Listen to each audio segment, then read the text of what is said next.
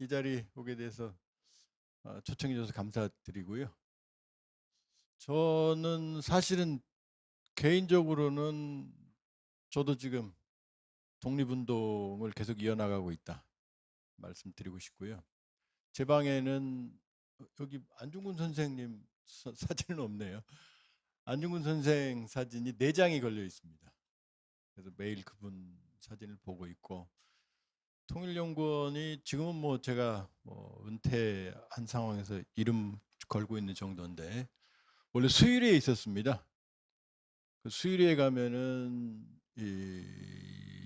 저 앞에 계시는 그 유해영 선생님 동생분 이시영 선생님 묘소가 있습니다. 그리고 그 앞에는 그 무명 12분인가요? 지금 기억이 무명 독립군 묘소가 있거든요. 거기는 제가 뭐 점심 때마다 그 참배를 자주 했던 그런 산책로입니다. 거기 참배하는 사람을 제가 본 적이 없어요. 외롭게 거기 계신데.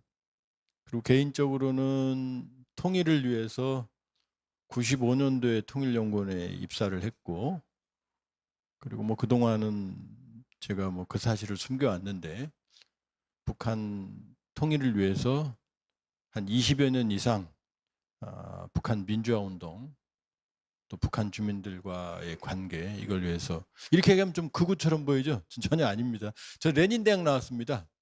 소련에. 여러분 소련이라고 아세요? 네, 저는 그 레닌그라드 대학을 나왔어요. 레닌대. 지금은 상트페테르부르크 대학이죠.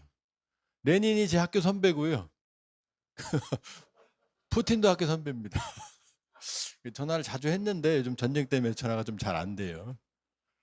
그래서 저는 사실 지금도 찍고 있습니다만, 옛날 같으면 이런 얘기를 안 했죠. 저는 북한으로 하루에 1시간씩 북한 주민들을 향해서 방송을 합니다. 대북 방송을 20여 년간 해왔고요.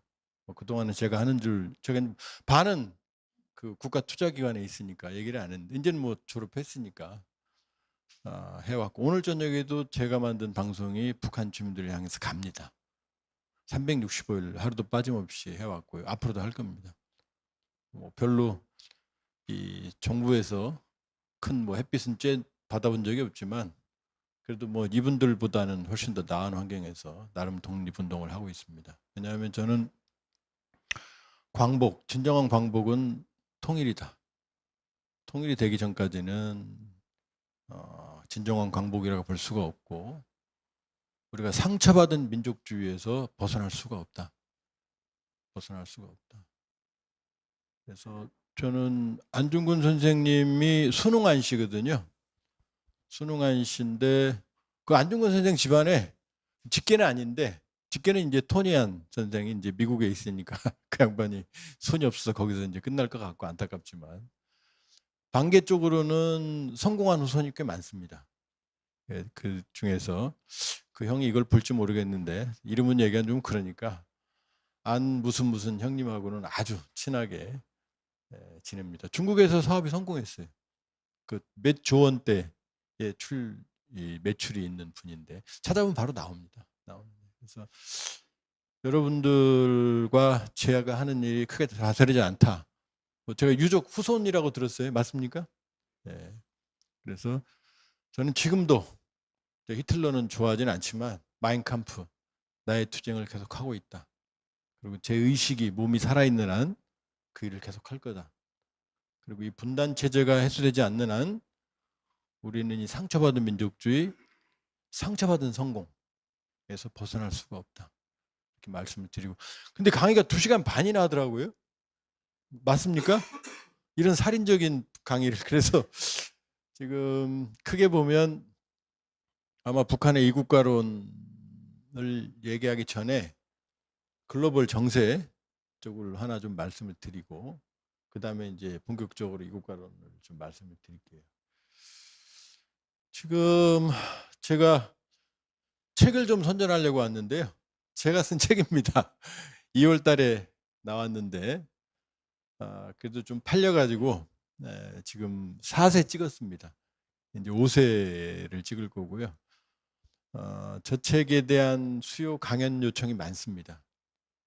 왜냐하면 여러분들이 매일 아침 접하는 뉴스나 소식을 그 다음에 느낌이 올 때 세계가 혼돈스럽죠.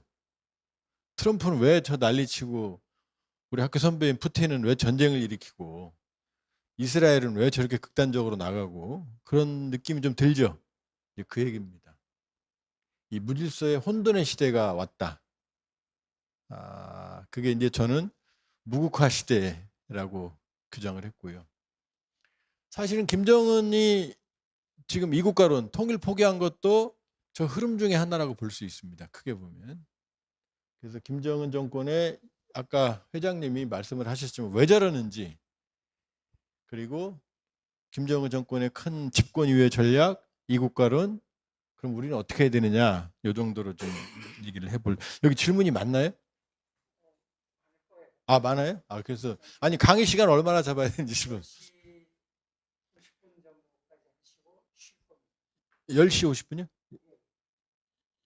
아니 11시 50분. 10시 50분이면 지금 30분 남았는데요? 네. 네. 그러니까 강의 후 1시간 정도 하고 10분 쉰다? 네. 자, 지금 우리는 4가지 위기의 시대에 살고 있습니다. 저기서 말하는 무극화는 이름 들었을 때 약간 혼돈스러운 느낌이 들죠? 네, 그겁니다. 혼돈스러운. 극이 없다는 얘기입니다. 지금 지구가 23.5도 기울어 있는 건 아시죠? 23.5도 기울어 있으니까 자전과 공전의 주기가 생깁니다. 그럼 밤낮이 있고 봄, 여름, 가을, 겨울이 옵니다. 지금 뭐 장마 좀 이상하고 유럽은 폭염이죠? 그 다음에 올봄 너무 빨리 왔죠? 벚꽃이 한 열흘 일찍 폈죠? 그래도 때려 죽여도 봄은 오고, 이 여름 아무리 더워도 가을이 옵니다. 늦게 오든 말든. 겨울은 또 옵니다. 밤낮의 길이가 변해도 밤이 있고 낮이 옵니다. 그게 질서거든요. 그건 뭐냐? 남과 북이 극을 잡아주고 있기 때문이에요. 만약에 극이 없어지면 어떻게 되죠? 지구가 마음대로 돌겠죠? 봄, 여름, 가을, 겨울, 밤낮의 기준이 사라져요. 우리가 예측을 할 수가 없어요. 그게 무질서예요. 그게 무극화예요. 그러니까 극이 없으면 여러분이 알고 있는 모든 질서가 사라집니다. 그 무국화 시대가 바로 그 얘기를 하는 거거든요. 그럼 왜 무국화가 됐느냐? 우리는 4가지 위기에 살고 있는데, 하나는 첫 번째는 바로 전쟁의 뉴노멀, 안보의 위기의 시대입니다. 저게 무슨 얘기지? 지금 제가, 여러분들 뭐 저보다 연배 높으신 분도 계시지만 소련이라고 그러면 느낌이 와닿아요? 안 와닿죠? 아마 우리 선생님 빼고는 소련이라면 잘 모를 겁니다. 무슨 말인지. 소련은 소비에트 연방의 약자입니다. 소련. 소비에트는 뭐냐면은 일종의 공산주의자들의 위원회예요. 그러니까 좌파들은, 저도 뭐 좌파 대학, 빨갱이 대학 나왔지만, 이 자본주의 정부를 이게 포갑적인 정부로 생각하니까 그걸 무너뜨리는 게 목표였어요. 그 다음에 그렇다면 누군가는 해야 될 거 아니에요. 군인, 볼시비키, 직업혁명가, 군인, 노동자, 농민, 지식인들이 모여서 위원회를 만들자. 그리고 그 위원회가 나라를 다스리자. 그게 소비에트예요. 러시아 말은 사베트. 그 소비에트 공화국이 러시아, 지금 벨라루시, 우크라이나, 뭐 탄탄탄, 자카프카스의 아르메니아, 아제르바이잔, 조지아, 발트 3국, 에스토니아, 라트비아, 리투아니아, 이 15개가 모인 소비에트의 연방이 바로 소련의 약자예요. 이 소련이 그 약자예요. 자, 2차 세계대전이 끝나면서 2차 세계대전 전까지는 스탈린, 그 다음에 처칠, 미국 루스벨트, 심지어 중국의 장제스, 자유중국까지가 모두 연합군이었습니다. 한 팀이었어요. 근데 2차 대전이 끝나니까 소련이 마음을 바꿔서 어떻게 해요? 자기들이 점령했던 모든 지역을 공산화시켰어요. 그러니까 연합군이 전쟁 끝나면서 바로 적이 돼버린 거죠. 그리고 중국, 북한이 바로 소련의 영향권에 들어간 거죠. 이게 바로 공산권입니다. 그러니까 그 이전까지 적은 일본과 독일, 이태리의 파시즘, 군국주의가 적이었는데, 그러니까 민주주의 진영과 권위주의 진영의 대립이 이제 자본주의와 공산주의 진영으로 바뀐 거예요. 여러분들 자유민주주의와 뭐 공산주의 이렇게 바꾸죠? 이렇게 말하죠? 그 틀린 말이에요. 공산주의의 반대는 자본주의입니다. 공산주의도 미국, 북한도 그러잖아요. DPRK, 데모크라틱 피플스 리퍼블릭 오브 코리아. 거기도 민주주의 들어가거든요. 물론 인민민주주의라고 다른 거지만은. 그러니까 이때부터는 자본주의 진영과 민주주의 진영의 싸움이 됩니다. 그러니까 두 개의 진영이 존재합니다. 요 사이에 이제 그 중립국들이 비동맹이라고 하는 여기 일부, 그러니까 인도네시아, 아세안, 그 다음에 인도 이런 나라들이죠. 그러나 두 파벌이 존재하는 시대가 존재합니다. 이게 냉전이에요. 콜드와. 이때는 죽고 죽이지 않으면 비극적이죠. 이제 이때부터 남북한의 독립운동사도 왜곡이 됩니다. 여기 북한은 완전히 이쪽 우파 계열에 여기 계신 분들은 다 지워버리고 김일성이 혼자 해버렸다. 남쪽은 좌파 계열. 이혜영 선생님 같은 경우도 무정부주의 이쪽이라고 확 지워버린 거 오랫동안 지워버렸죠. 다 아시죠? 이 독립운동사도 왜곡이 되고 조작되는 게 바로 이 시기예요. 왜? 이런 건 안 중요해요. 빨갱이 잡아야 되고 파랭이 잡아야 되니까. 죽이지 않으면 죽는 시대가 이 시대예요. 이 사람은 빨갱이에요. 그럼 그걸 끝입니다. 여러분, 나는 좌파예요. 저는 박근혜 정부 때도 나는 좌파라고 강의를 시작을 했습니다. 근데 좌파는 죄가 아니에요. 좌파가 범죄를 저질러야지 좌파인 거지. 나는 평등을 지향합니다. 그게 됩니까? 아니죠. 근데 아니에요. 이승만, 박정희 시대는 얘 좌파예요. 그럼 바로 세워놓고 총살해도 문제가 없던 시기예요. 북한도 똑같고요. 더하고요. 끔찍한 시기예요. 여러분은 상상을 못하던 시기예요. 여러분들 고등학교 다닐 때 학생들이 군복을 입었고 총을 들고 분열 행진을 했어요. 격려할 때 멸공이라고 그랬어요. 고등학생이, 여고생들은 군복을 입고 간호를 했어요. 여러분 이런 얘기하면 좀 라떼. 새드무비라는 노래 아세요? 영어? 올드팝? 선생님 아시는지 모르겠네. 오 새드무비 하는 노래. Always make me cry. 여기 가야 되겠네요. 대화가 안 됐어. 아시죠? 이 노래를 개사한 게 이런 노래가 있었어요. 이른 아침 산에서 양복 입고 내려오는 사람. 중략. 그런 사람 보면 국번 없이 1, 2, 3. 그때 그 간접 신고가 1, 2, 3이었거든. 왜 양복 입고 내려와요? 산에서. 전투복 입고 이제 왔다가 딱 산에서 옷 갈아입고 내려오는 거지, 이제. 그 시대였어요. 간첩 잡는 게 꿈이었어요. 왜? 간첩 잡으면 인생이 바뀌니까. 그러니까 살벌한 시대였어요. 그러니까 나하고 같으면 범죄자도 내 친구야. 선생님이 살인마해도 상관없어. 나하고 같으면. 저쪽은 아무리 착해도 빨갱이면 죽여야 돼. 이 시기였어요. 끔찍한 시기였어요. 그러니까 사실 슬픈 역사죠. 이념의 자유가 없던 시기죠. 이념의 자유. 우리 헌법에 지금도 이념의 자유로 안 들어있습니다. 학문, 예술, 종교의 자유라고 써있지 이념의 자유라고 안 써있어요. 그러면 좌파, 홍범도 선생님, 소련에 갔어? 안 돼. 윤석열 정부 때 이것도 상도 치워버렸잖아요. 아직도 그 잔재가. 그러니까 이때는 이념이 지배하던 시대입니다. 그러면 어떤 일이 벌어지냐. 자, 여기가 이제 자본주의예요. 여기 공산주의예요. 그럼 또 조폭이에요. 조폭끼리 나와바리 싸움을 해요. 일본 말이지만. 그러니까 이 두 조폭들은 사시미 칼 서로 싸우는 거예요. 그럼 위험하죠? 근데 이게 질서예요. 왜? 요 안에서는 나와바리 안에서는 조폭들이 질서를 지키거든요. 잡범들이 없죠. 그럴 거 아니에요. 조폭들이 있는데 잡범이 있을 것 같아요? 없을 것 같아요? 마피아가 있는데 깡패들이 나와서 설쳐요? 거리에서? 못 설치죠. 이게 바로 냉전의 질서입니다. 극도의 긴장 속에서 질서가 지켜져요. 아름다운 질서는 아니죠. 그죠? 제가 말했던 그런 끔찍한 질서죠. 전쟁의 원인은 뭐냐? 이념이에요. 베트남 전쟁. 우리 갔죠? 같은 자유진영이라고. 소련 아프가니스탄 전쟁 이념이에요.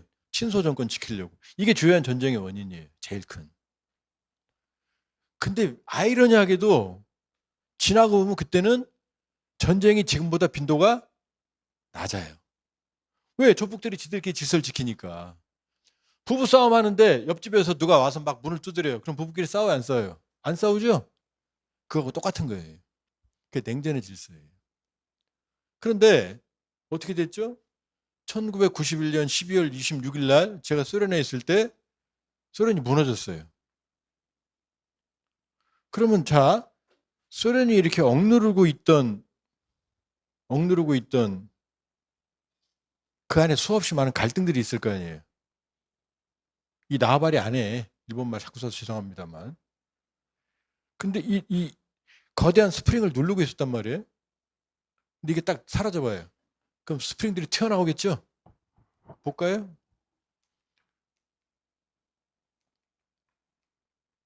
이거 뭐죠? 아, 이거구나. 네, 자, 여러분들은 지금 우크라이나 전쟁만 생각하죠?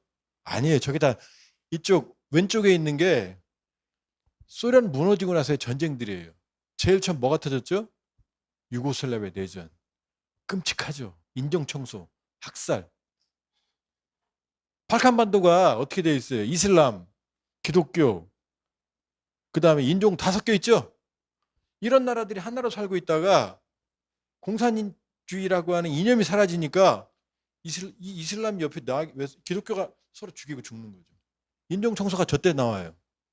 남자는 다 죽여요. 애열은. 여자는 강간해요. 어제까지 같이 이웃으로 살았다니까요. 근데 이게 눌려있던 거죠. 이 갈등이. 아르메니아, 아제르바이잔. 아르메니아 기독교 종교. 아제르바이잔 이슬람. 여기 충돌이 심하거든요. 지금 트리키 오스만 투르크일 때 오스만 투르크가 아제르바이잔인들을 포함해서 150만 명을 학살합니다. 영국하고 전쟁한 이 러시아하고 전쟁하는데 러시아가 내려올까봐 소수민족 없앤다고. 이를 해묵은 게 튀어나오는 거죠. 해묵은 게. 지금 그러더니 아르메니아, 아제르바이잔 서로 싸워. 체첸은 러시아 안에 공화국이거든요. 사람들이 거칠어요. 이씨 우리 독립할 거야? 또 전쟁. 소련 때는 감히 꿈도 못 꾸죠. 왜? 조폭이 세니까. 근데 조폭이 사라지니까 이제 동네 골목대장들 나오는 거예요. 이제 내가 할 거야? 내가 할 거야? 여기 튀어나오는 거예요. 러시아 조지아, 러시아 크림반도. 여러분들 크림반도 우크라이나가 러시아 뺏어간 거라고 같죠? 아니에요. 크림반도는 한 번도 우크라이나 땅에 한 적이 없어요. 행정적으로만 1954년에 후르쇼프가 야 너희하고 우리하고 형제가 된 지 300주년 기념이니까 행정적으로 너한테 줄게 그런 거예요. 여러분도 우크라이나 땅이라고 알잖아요. 아니 한 번도 우크라이나 땅에 한 적이 없어요. 저기 인구의 60%가 러시아인이에요. 그럼 나머지 40% 우크라이나 아니에요. 다민족이잖아요. 그러니까 그런데 크림반도가 우크라이나 행정구역인 상황에서 독립이 됐잖아요. 그럼 국제법적으로 우크라이나 땅이잖아요. 근데 러시아인들은 어떻게 생각해요? 이씨 우리 땅인데 그 다음에 크림반도 사는 사람들은 내가 왜 우크라이나이냐? 막 터지는 거죠. 돈바스 내전. 돈바스 어디냐? 우크라이나 서부 동부거든요. 여기도 러시아인들이 40, 50% 돼요. 여러분들이 러시아군들이 우크라이나인들 괴롭힌 것만 알죠? 저 내전 때는 우크라이나 극우 세력들이 러시아인들을 많이 학살했어요. 여자들 괴롭히고. 2차 러시아 우크라이나 탄탄탄 여기 또 문제예요. 지금 또 전쟁 날 거예요. 왜냐? 소련 때는 지금 여기 어디죠? 여의도죠? 여의도가 영등포구든 용산구든 관계 없잖아요. 그래 안 그래요? 여의도 군대 행정적으로 용산구로 바꾼다 그래서 여의도 주민들이 막 총칼 들고 일어나나요? 안 그러죠? 근데 영등포구였다가 행정적으로 용산구로 바꿨어요? 근데 이게 다른 나라가 됐다고 생각해 보세요. 이제 문제가 생기기 시작하는 거죠. 지금 탄탄탄 안에는 어떤 나라가 있냐면은 다른 나라 땅이 그 안에 섬처럼 들어있는 데가 있어요. 그러니까 전쟁 원인이 안 되겠어요? 저기 또 터질 거예요. 지금 준비하고 있어요. 지금. 자, 러시아 우크라이나 전쟁 여러분 끝났다고 생각하죠? 끝나도 또 다른 전쟁이 또 준비되고 있어요. 자, 볼까요? 에스토니아, 저도 거기 가봤지만 근처에 거기 나르바라는 지역이 있어요. 에스토니아 인구 130만이에요. 병력 10,000명밖에 안 돼요. 나르바 인구 5만인데 에스토니아거든요. 근데 인구의 97%가 러시아인이에요. 전쟁 나겠어요, 안 나겠어요? 이런 데가 한두 군데가 아니라고요. 왜? 소련이라는 게 준비가 안 된 상태에서 그냥 터져버렸으니까. 아무 준비 없이. 그러니까 지금 여러분이 알고 있는 전쟁의 원인은 있는 거고 끝난다고요? 안 끝난다고요. 그럼 자본주의로 가볼까요? 그럼 자본주의는 전쟁 안 했느냐? 미국은 신났죠. 왜? 이쪽 소련이 조폭이 무너졌으니까 야, 이 모든 나합으로 내 거야. 근데 중요한 건 이 조폭이 옛날보다 힘이 많이 줄었어요. 그럼 나발이는 2개로 넓어졌는데 힘은 없죠. 그럼 전체 이 구역을 나발이 넘어 있으니까 이 구역을 관리할 수 있겠어요, 없겠어요? 못하죠. 미국도 예전 같지 않아요. 터지기 시작하는 거죠. 볼까요? 걸프 전쟁 뭐예요? 후세인이라고 이라크 대통령이 미국의 지원을 받다가 갑자기 쿠웨이트를 침공해요. 왜? 미국이 만만해 보이거든 이제. 조폭이 만만하거든. 쿠웨이트를 침공해요. 그러더니 아프간 전쟁 2001년입니다. 뭐가 터졌어요? 911, 9.11 테러. 미 본토가 최초로 공격을 받아서 거의 2,000명 가까이 죽죠? 그죠? 미국이 얼마나 만만해 보이면 그 공격을 하겠어요. 왜? 알카에다가 보니까 저것들이 알카에다의 뿌리는 어디로 가냐? 냉전으로 가요. 소련이 아프가니스탄을 침공했죠? 왜? 아프가니스탄 정권의 친소 정권이 무너지니까 아프가니스탄의 친소 정권을 유지하려고 소련군이 들어옵니다. 그랬더니 미국이 이것들 봐라. 냉전 때 거기 무자헤딘이라고 하는 이슬람 전사들을 키워줘요. 천문학적인 무기를 지원해 줍니다. 이 무자헤딘이 알카이스, 아이시스 다 뿌리예요. 여러분이 알고 있는 중동 지역에 무장단체들이 출발하는 게 바로 미국의 원인이에요. 미국의 원인이에요. 그러니까 냉전이 무너지니까 알카에다 무자헤딘 출신의 알카에다 오사마 빈 라덴이 이놈들이 기독교가 우리를 지배해? 야 때려! 이렇게 된 거예요. 만만해 보이니까. 이라크, 시리아, 예멘, 이스라엘 하면 이제 인도 파키스탄 옛날에 해묵은 영국이 떠나면서 카슈미르 영토 개판 엉망을 해놓죠. 그 옛날에 인도가 떠나면서 힌두의 무굴 제국 안에 이슬람과 힌두교가 평화롭지는 않지만 공존했거든요. 그 떠나면서 영토를 규정을 했는데 자 이슬람 지역과 힌두족을 나눴는데 서로 이 안에 힌두와 이슬람 교도들이 있었거든요. 서로 죽이고 죽는 거죠. 이 나라가 나눠지니까 무서우니까 옮겨갈 거 아니에요. 이 와중에서 100만 명 내외 이상 수치도 기억이 안 서로 죽이고 죽습니다. 끔찍해요. 거기다 카슈미르 지역은 애매하게 만들어 놨어요. 분쟁의 화약고가 터지는 거죠. 4번 싸웠는데 이번에 또 싸웠죠.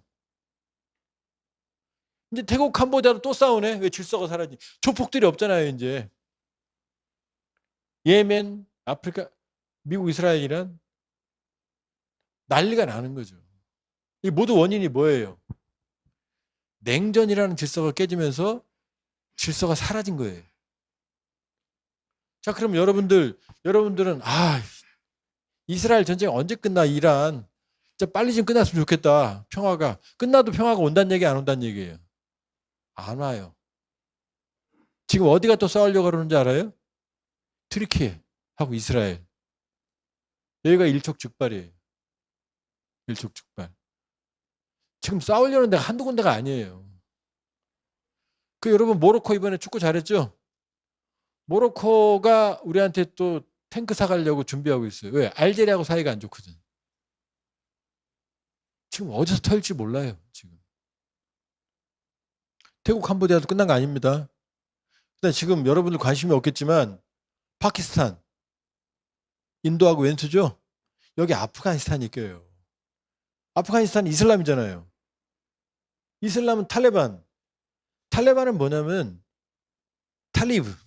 이슬람 신학도들이 지배하는 이슬람 원리주의예요. 근데 파키스탄은요. 세속주의 군부 정권이거든요.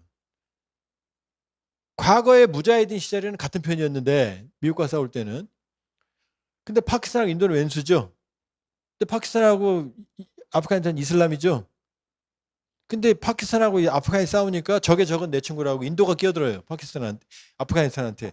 야, 좀 어떻게 해봐, 슬슬. TTP.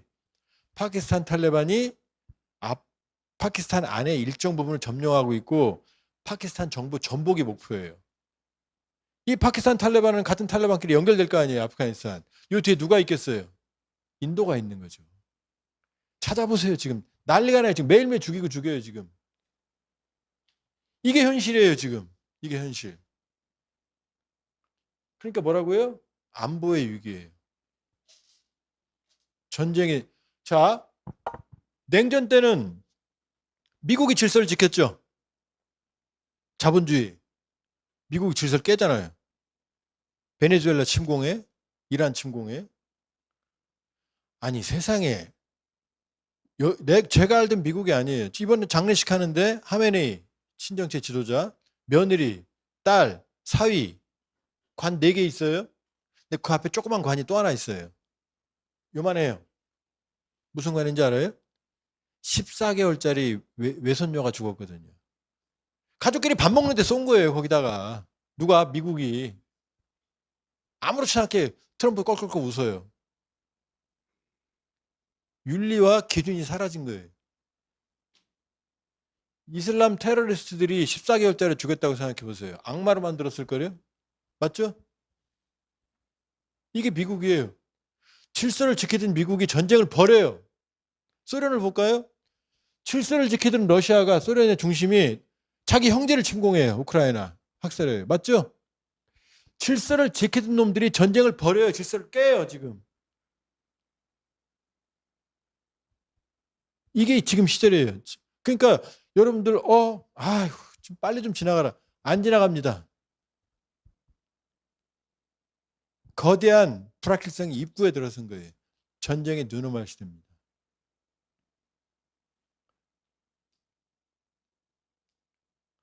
자, 전쟁도 힘들어 죽겠어요. 그 두 번째는 자본주의 위기입니다. 경제 위기예요. 여러분들 우리 반도체 주식 하나 모르겠네요, 여러분들. 반도체 올리고 난리가 났죠? 자본주의 위기입니다. 사회주의는 경제로 무너졌어요. 제가 그때 살았습니다. 소련에. 배급받고 살았어요. 이제 자본주의 위기가 왔어요. 저 무슨 얘기지? 우리 반도체 막 올라가고 있는데. 자, G7 국가 어디예요? 미국, 영국, 프랑스, 이태리, 독일, 캐나다, 일본이죠? 이 중에서 1% 이상 성장하는 나라가 딱 하나 있습니다. 어디겠어요? 미국이에요. 왜? 걔들은 달러를 가지고 있으니까, 기축통화를 가지고 있으니까. 나머지 나라들은 다 0% 성장이에요. 독일은 마이너스 성장까지 몇 년 했어요. 천하에 유럽 GDP의 20%. 모두 저성장입니다. 성장을 안 해요. 0% 성장은 그건 그냥 자연 성장이 아니에요. 생산력이 늘지 않는다는 얘기입니다. 저성장 시대예요. 근데 문제가 더 생겨요. 뭐예요? 저출산. 애를 안 낳아요. 가임 여성이 2.2명을 낳아야 인구가 유지가 되거든요. 왜냐하면 미리 죽기도 하고 그 다음에 출산을 못하는 분들도 계시고 그러니까 2.2명을 낳아야만 인구가 유지가 돼요. 근데 우리 얼마예요? 0.7이었잖아요. 회복한 게 0.9예요. 그럼 딴 나라는 똑같아요. 네덜란드가 아주 성공적인데 1.6 정도 됩니다. 최고 모범생인데. 선진국은 다 저출산이에요. 아니 성장을 안 하는데 애를 안 낳아. 그럼 생산 인구가 없죠? 희망이 없다는 얘기예요. 또 있어요. 근데 저도 거기 이제 60대 중반인데 이제 곧 70이 향해 갑니다. 여러분들이 다 매개 살려야 될 거 아니에요. 그렇죠? 뭘 웃어요? 빨리 열심히 일해서 매개 살려야 될 거 아니야. 매개 살릴 사람들이 많아지는 거예요. 아니 매개 살릴 사람이 많아지면 돈을 벌어야 될 거 아니야. 돈을 못 벌어. 버는 놈도 찍어. 장사는 안 돼. 근데 매개 살릴 사람은 많아져. 그럼 어떻게 돼요? 빚내면 되지. 알겠어요, 여러분? 빚내면 됩니다. 자, 여러분들 빚내서 날 먹여 살려야 돼. 알았죠? 어른을 공경해야지. 그러니까 정부 부채가 급증을 합니다. 트럼프가 욕하면 안 되지. 난리를 치는 명분이 뭐냐? 정부 부채. 미국이 40조 달러예요. 1년에 빚이 2조 달러씩 늘어요. 이자만 1조 달러예요. 한 달에 8천억 달러가 이자란 얘기예요. 계산해 보세요. 하루에 얼마예요? 이자만. 계속 늘어요. 달러 찍어서 버티고 있는 거예요, 지금. 그런데 미국이 125%예요. 영국이 모험생에서 100%예요. 아, 독일이 좀 한 60% 되는구나. 프랑스 120%, 이태리 140%, 일본은요 250%. 중국, 우리는 괜찮아 80%예요. 헛소리. 그건 중앙정부만. 지방정부. 그 다음에 국영기업이 있잖아요. 사회주의니까. 합치면 300%가 정설이에요. 중앙정부와 지방정부까지 합쳐서 170, 80%. 지금 갑자기 눈들이 둥그레지셨네. 무섭죠? 우리가 한 45% 되거든요. 그래서 정부에서 재정 건전 그러는 거예요. 오케이, 좋아요. 빚 써도 잘 쓰면 돼요. 근데 빚은 이렇게 내는 게 아니라 이렇게 늘어요. 지금 엉망이에요. 그러니까 성장은 안 해? 정부 부채는 늘어? 아, 디지털 자본주의가 희망이겠지. 이게 또 쥐약이네. 디지털 자본주의 충격. 자, 옛날에 현대자동차가 공장을 만들면 노동자 필요해. 주변에 식당도 있어야 돼. 노래방도 있어야 돼. 이렇게 되죠? 지금 디지털 자본주의의 특징은 매출은 천문학적이에요. 근데 고용은 해야 안 해요? 안 하겠죠? 느낌이 딱 오죠? 고용은 과거 굴뚝산업위에서 5분의 1, 심하면 10분의 1이에요.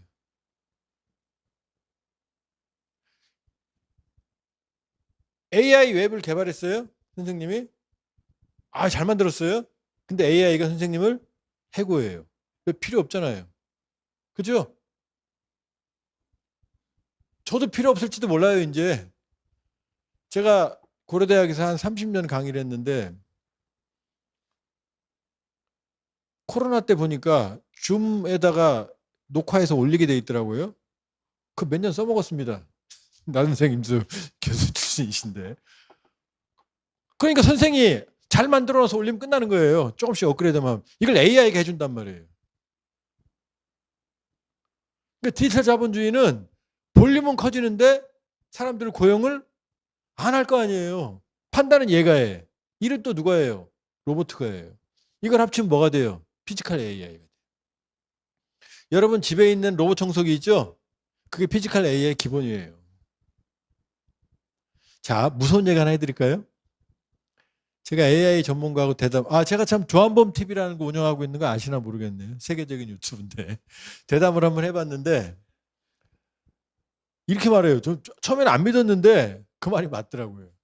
앞으로 10년 안에 인간의 운전면허증이 불법이 될 거래요. 뭔 얘기지? 지금 교통사고 나죠? 급발진 막 이러잖아요. AI가 하면 그런 일 싹 없어져요. AI도 사고는 납니다. 근데 계산해 보면 AI 사고에 바꾸면 한 100분의 1 정도로 사고가 줄어든대요. 저도 이제 잘 안 보여요, 조금씩. 선생님 운전하세요? 장롱 면허예요? 나이 드시면 하면 안 돼요. 저도 이제 나이 들면 안 할 건데. 왜냐? 나이가 들면 안 보이잖아요. 뭐 어르신 운전 써 있잖아요. 근데 그런 거 필요 없는 거죠, 이제 AI가 하면. 이런 시대가 오는 거란 말이에요. 그러니까 지금은 경제의 위기, 뭔가 경제적으로 불안하시죠? 그죠? 이게 자본주의 위기가 오는 거예요. 물론 인류는 항상 극복해 왔어요. 그러나 지금 트랜지션, 전환기의 경제 위기는 틀림이 없습니다.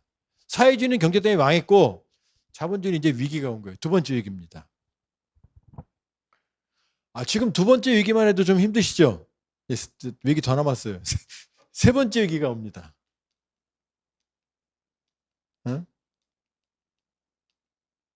바로 이 정치의 얘기입니다. 이건 우리 이 광복회하고도 관계가 있습니다. 민족주의. 자, 여러분들 돈 많이 벌고 주머니 돈이 많아요. 그럼 친구들한테 술 한잔 사고 싶죠? 아니신 것 같은데 표정이 안 사시는구나. 돈 많으면 좀 쓰고 싶잖아요. 가구도 바꾸고 싶고 옆집 야 한턱 낼게. 그죠? 그러니까 진보의 가치는 진보 보수는 좋고 나쁨이 아닙니다. 새 좌우의 날개입니다. 자, 진보는 뭐냐? 변화, 혁신, 배려, 소수자, 미래 이런 것들이죠. 보수는요. 질서, 안정, 기존의 가치, 우리의 민족도 들어가죠. 그렇죠? 이런 거거든요. 근데 자, 사람들이 불안하죠. 지금 불안하면 돈 써야 안 써요? 안 쓰죠. 딱 쥐고 있죠. 그 다음에 기부 같은 것도 안 하죠. 돈 없으면. 그럴 거 아니에요. 남아야 기부를 할 거 아니에요. 자, 두 개의 불안이 있죠. 그럼 사람들이 보수 우경화예요. 보수 우경화합니다. 전 세계 한번 보세요. 지금 좌파 정권이 들어서나요? 아니죠? 다 우경화합니다. 트럼프도 보수 우경화예요. 시진핑도 극우 쪽이에요. 중화민족주의. 사회주의 아닙니다. 저기. 프랑스 마린 르펜 민족전선. 이태리 멜로니 무솔리니 후에. 독일 AFD 나치. 영국 개혁당 극우. 일본 참정당 극우.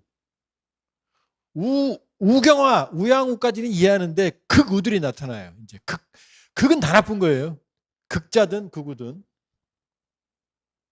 그 다음에 이제 민족주의가 부활합니다. 우리는 상처받은 민족주의니까 우리는 민족주의하면 막 가슴이 아리죠. 근데 유럽에서 민족주의하면 우리는 일제 강점에서 상처받은 민족주의, 아직도 정상적인 민족을 경험을 못했기 때문에 우리 민족의 완성이 과제입니다.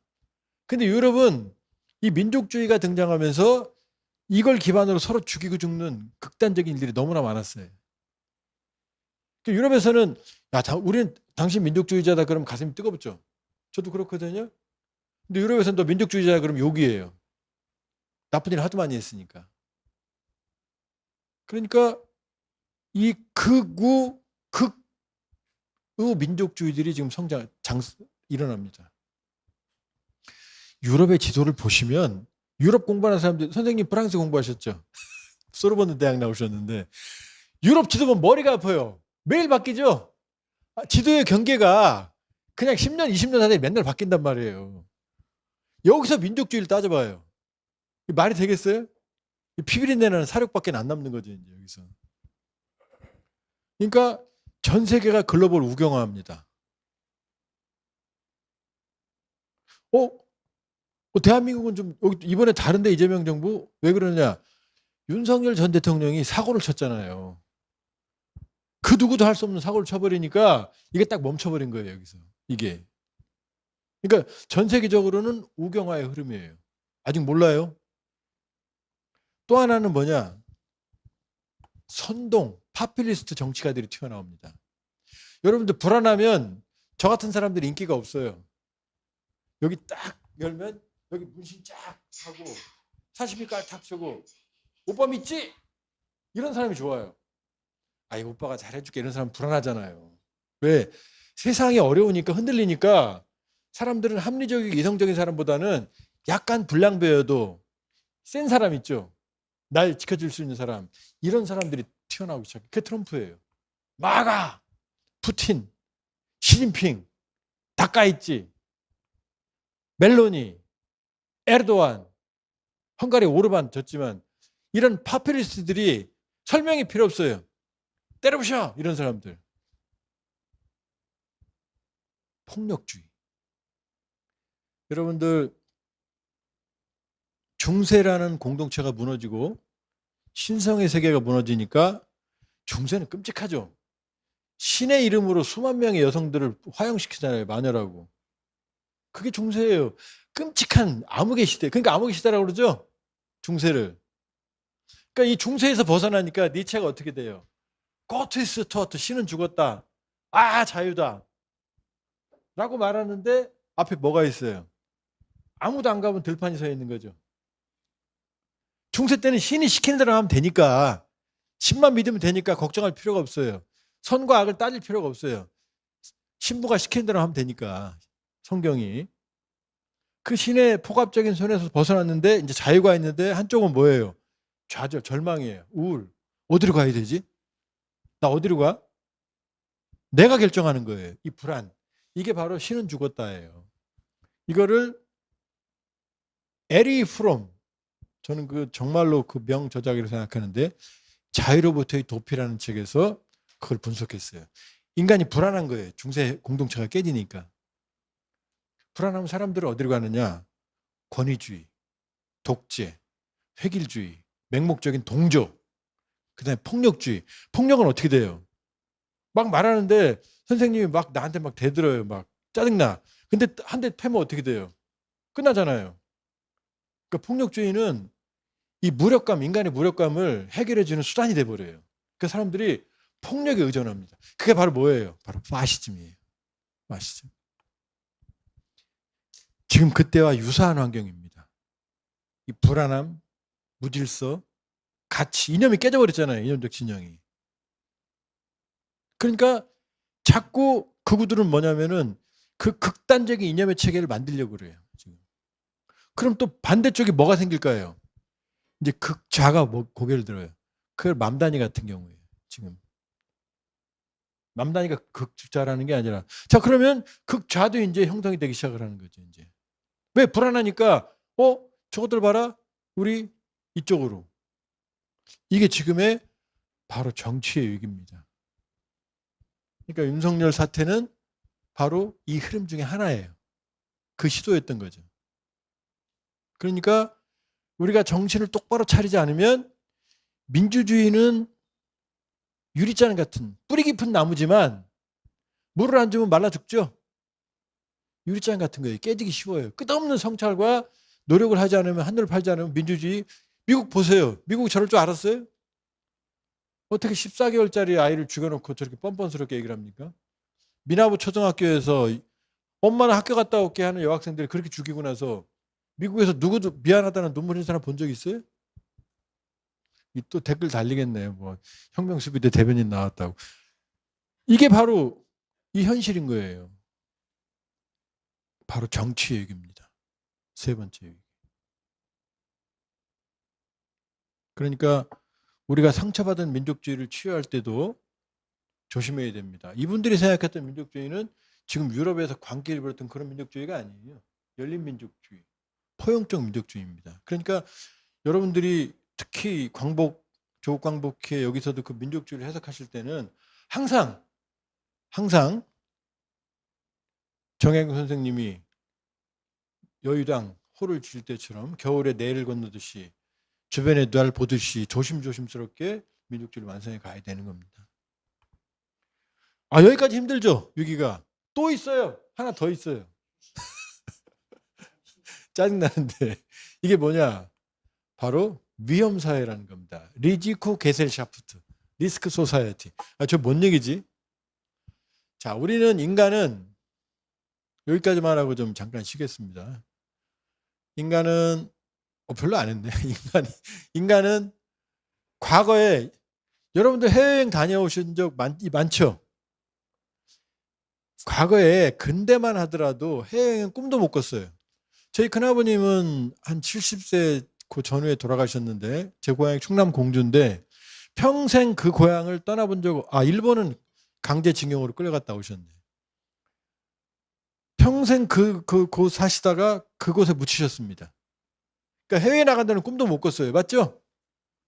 그러니까 비행기 사고 나서 돌아가실 일이 없죠. 그때는. 지금은 뭐예요? 전 세계 다니지만 비행기가 떨어지면 다 죽죠. 그 위험사회예요. 인간이 우리를 편안하게 해줬지만 그 기술이 우리를 위험에 빠뜨리는 겁니다. 저게 뭔 얘기지? 자, 바로 지구온난화. 이렇게 가면 안 돼요. 기후 변화, 클라이밋 이렇게 말해도 안 돼요. 기후 클라이밋 크라이스 위기 이렇게 말해도 안 돼요. 클라이밋 디자스터 기후 재앙 이렇게 말합니다. 환경론자들은. 왜냐? 지구의 온도가 화석 연료를 쓰니까 탄소가 가고 온실효과로 뜨거워지니까 큰일 났어. 온도가 올라가. 자, 그러니까 우리가 산업화 이전보다 1.5도 이내로 우리 온도를 좀 낮추자, 제한하자. 이게 파리 기후협약이에요. 그럼 트럼프가 뭐라고 말하느냐 이렇게 말해요. 트럼프 사고 속에 들어가면 야, 1.5도가 야, 1.5도가 뭐 중요하다고 그거 갖고 그래. 야, 거짓말이야.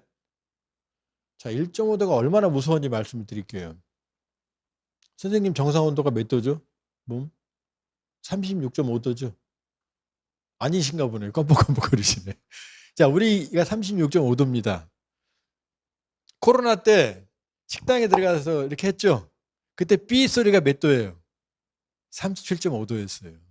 그때부터 열난다고 봐요. 읽다가 올라가면 사람은 질병 상태에 들어간 겁니다. 병원에 가야 돼요.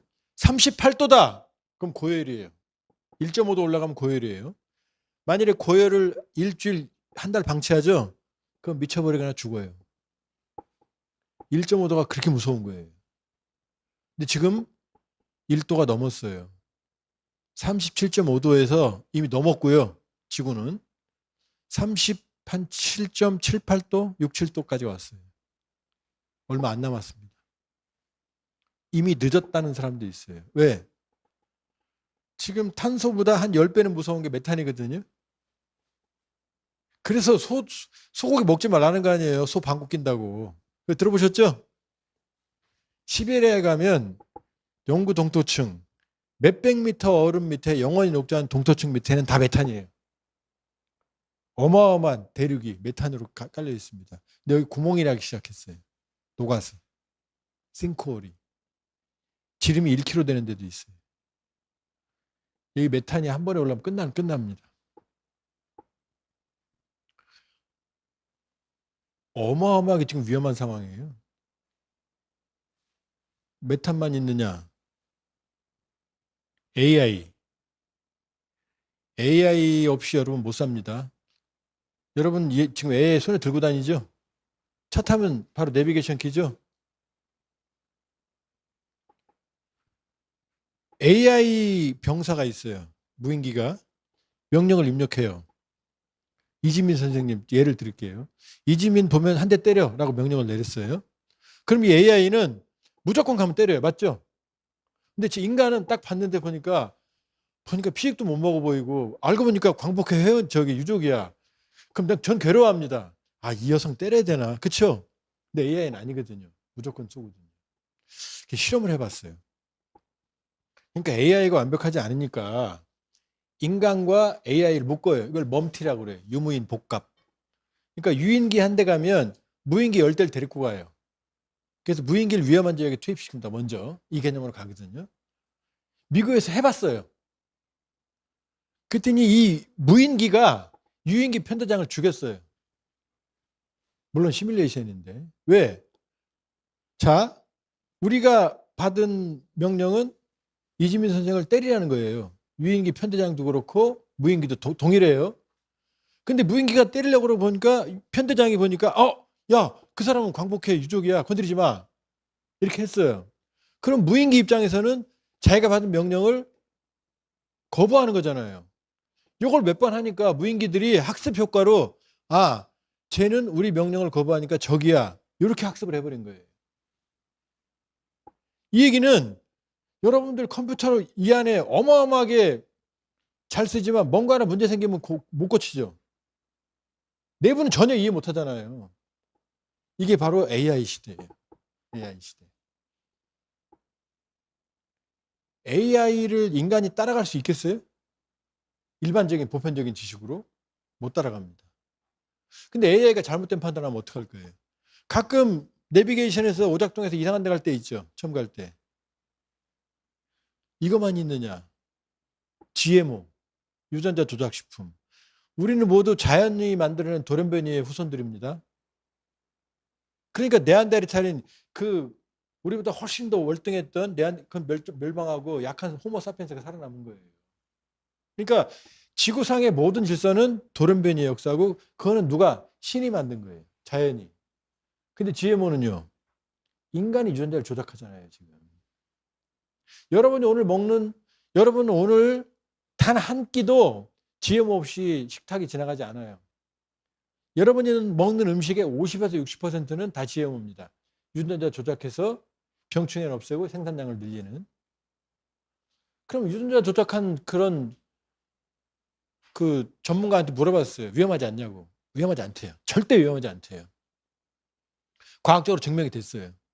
그런데 이게 1세대가 아니고 2세대, 3세대, 4세대, 5세대, 10세대까지 간다고 해보세요. 그건 해본 적 없잖아요. 해본 적 없잖아요. 자연의 유전자 조작에 인간이 개입한 거잖아요, 지금. 미세 플라스틱이라고 아세요? 이게 다 플라스틱이죠? 플라스틱은 분해가 안 돼요. 쪼개집니다. 0.5mm에서 미크론 단위를 미세 플라스틱이라고 그러거든요. 눈으로는 안 보이죠? 인공위성으로는 보여요. 거대한 바다를 떠다녀요. 한반도 몇백 면적까지 이렇게 떠 있어요. 분해돼서. 물고기가 이걸 먹이로 인식을 해요. 이것도 한 10년 전 조사인데 지중해에서 잡힌 물고기의 20%가 미세 플라스틱에 오염돼 있어요. 여러분이 오늘 여의도에서 점심에 20만 원짜리 참치 정식을 시켜도 아무 소용없어요. 왜? 멸치를 고등어를 참치가 먹으니까 여러분들 몸에는 플라스틱이 쌓이는 거예요.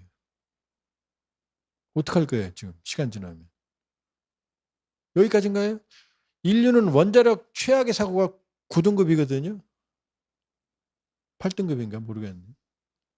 드리마일, 후쿠시마, 체르노빌 모두 원자로가 녹았어요. 체르노빌 아직도 사람 못 살아요. 후쿠시마 지금도 사람 못 살아요. 그런데 AI 시대는 전기가 필요하고 신재생 에너지로는 안 돼요. 화석연. 이제 우리도 뭐 전라도에 반도체 원전 짓는다며요. 전 세계가 원전을 짓기 시작을 해요, 지금. 이게 바로 위험사회예요. 인간이 편하자고 만든 거대한 위협들이 저기 새로운 위험을 만드는 거죠. 자, 전통 안보는 시큐리티, 전쟁을 막으면 됐어요. 누가? 국가가. 인간 안보는 94년에 유엔이 전쟁 끝났네. 야, 사람 중심이야. 전쟁만 없는 게 아니라 인간이 행복해야 돼. 굶지 말고 치료받아야 되고 성차별 없고 안전해야 되고 인간 안보야. 휴먼 시큐리티.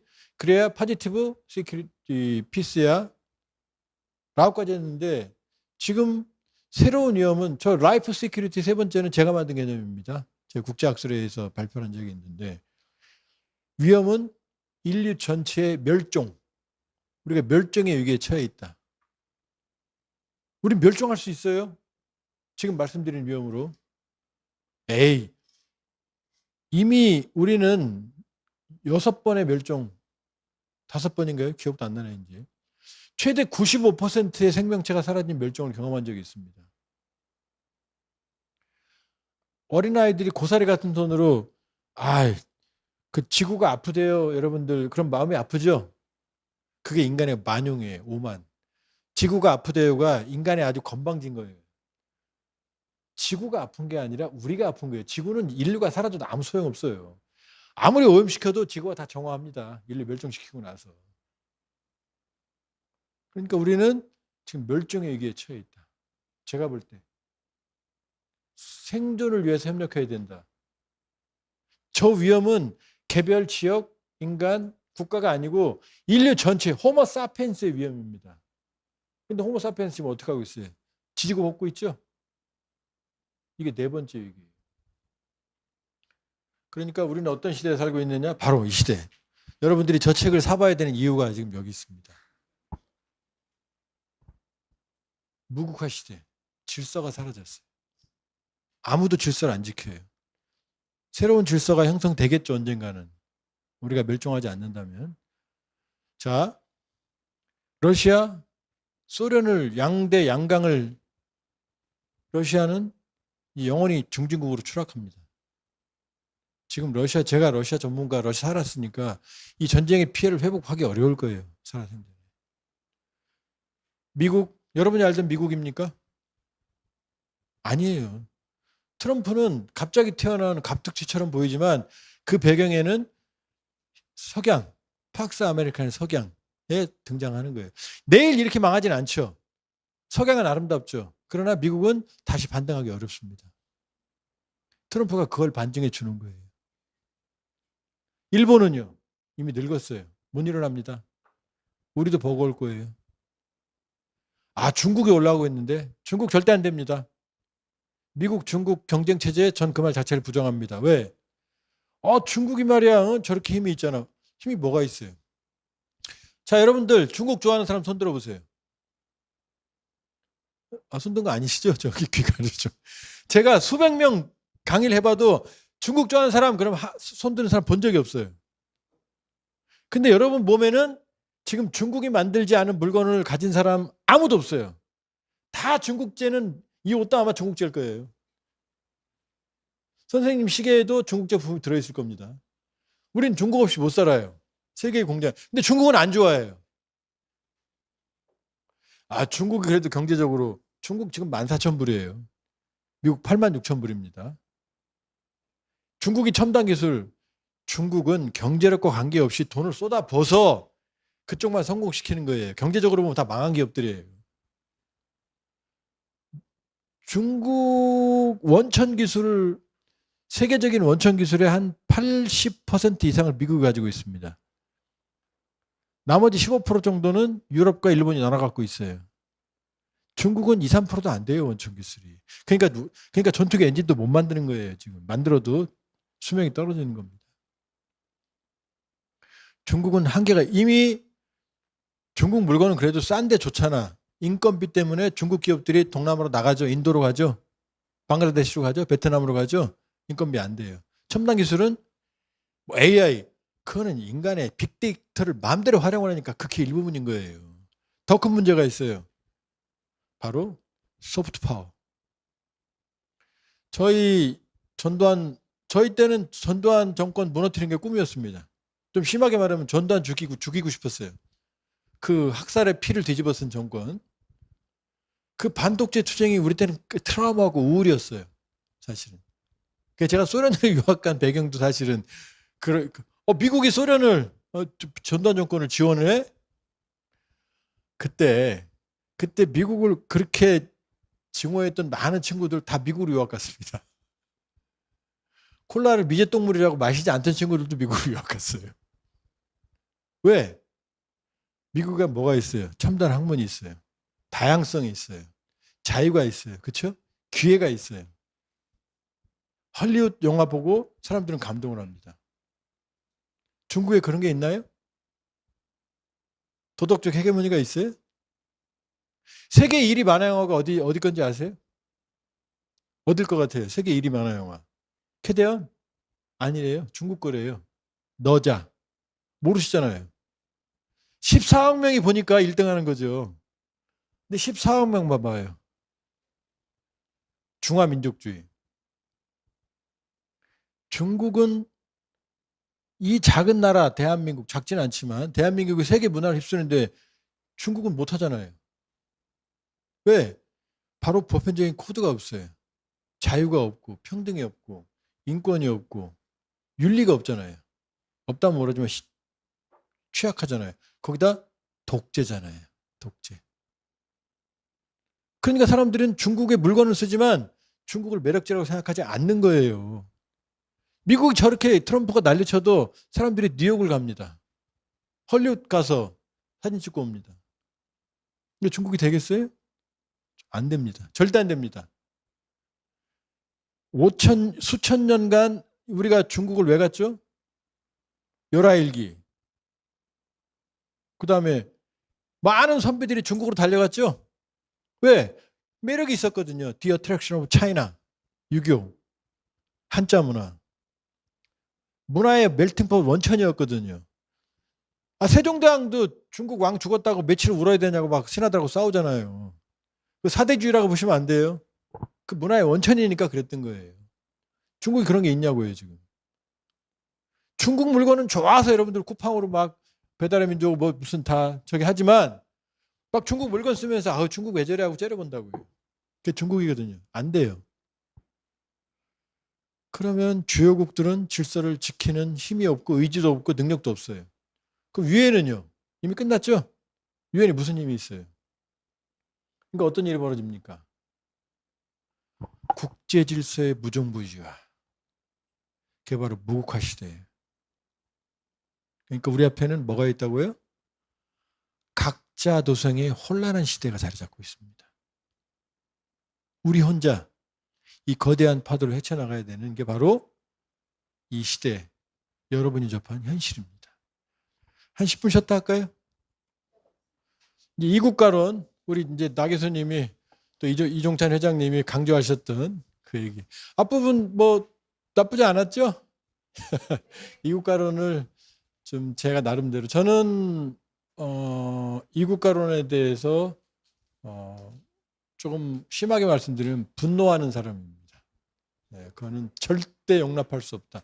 감정적인 측면이 아니라 광복의 완성, 이 나라의 미래, 또 세계 평화를 위해서도 그건 안 된다라는 사람이고요. 그걸 좀 축약적으로 제가 한 12시까지 말씀을 드리고 한 10분 정도 질의응답을 가질게요. 제가 이 시간을 왜 길게 말씀을 드리냐면 이 서라운딩, 여러분이 살고 계신 환경, 글로벌 환경을 알아야만 내가 서 있는 위치를 알아야 제대로 현실을 볼 수 있거든요. 그러니까 불안해하시라는 게 아닙니다. 그 환경을 알아야 제대로 길을 찾을 수 있거든요. 자, 이국가론을 좀 볼게요.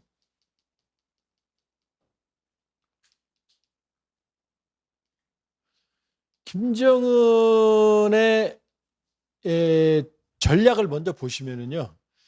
김정은이 84년생입니다. 그리고 김정일이 2011년 12월 17일 날 죽었습니다. 보도는 19일 날 했어요. 낮 12시 특별보도로. 그럼 김정은이 아버지 죽었을 때 몇 살인가요? 84년생이니까. 27? 27이에요? 더 됐어요? 요즘 나이가 구분이 안 가요. 27살짜리가 대통령 한다면 어떻겠어요? 아니, 저 같은 사람은 하죠. 27살. 우습죠? 그때 쟤 오래 못 간다. 쟤 오래 못 간다 그랬어요. 그럴 거 아니에요. 솔직히. 아무리 나이가 그래도 경력이 있어야지. 연륜이. 그런데 지금까지 살아남았습니다. 몇 년이에요, 쟤? 지금 16년째 해먹고 있어요. 15년째. 참. 근데 보통 놈은 아닙니다. 윤리적인 걸 떠나면. 자, 집권 1기, 2기, 2.5기로 나누고 2.5기에 지금 위권에 나온 거거든요. 짧게 말씀드리면 김정은이 집권 1기에 한 짓거리가 뭐냐? 딱 두 가지를 했습니다. 딱 권력 기반이 없는데 남조선하고 싸우면 우리가 지겠는데 남조선하고 싸우는 건 핵을 개발했어요. 야, 탁치고 핵 개발. 그 다음에 집권을 하려면 어떻게 돼요? 사람을 죽여야지. 아버지 시대에 간신나라 충신들을 죽입니다. 그 고모부 장성택 2013년 12월에. 그 다음에 김정일의 군부의 핵심 류영호 총참모장을 2012년 7월 달에. 근데 이 두 사람은 김정일이 죽을 때 유언을 한 사람이에요. 꼭 그렇다는 게 아니라 환경적으로 봤을 때, 야, 나 죽으면, 왜? 이 둘이 김정은 체제 두 핵심이었으니까. 군은 류영호 총참모장, 합참의장. 고모부니까 당 쪽의 핵심. 이 둘한테 김정은을 맡기는데 웬걸 김정은이 얘를 죽여요. 이 둘을. 이상하죠. 왜? 아니 아버지 충신들을 왜 죽여요? 바로 왕가 사는 남자의 답이 있습니다. 저는 안 봤는데 앞으로도 안 볼 거고. 세조무덤 광릉도 제가 산책하는 곳 자주 갑니다.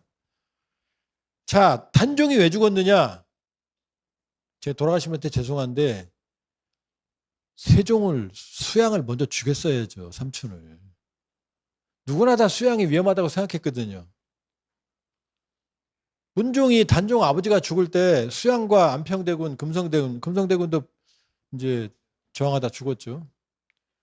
불러다 유언을 남겼을 거 아니에요. 야, 나 죽으면 야, 네 조카 단종을 좀 보호해줘라. 그럼 소양이 그랬을 거예요. 형 빨리 죽어. 나 저 새끼 죽일 거야. 이랬겠어요?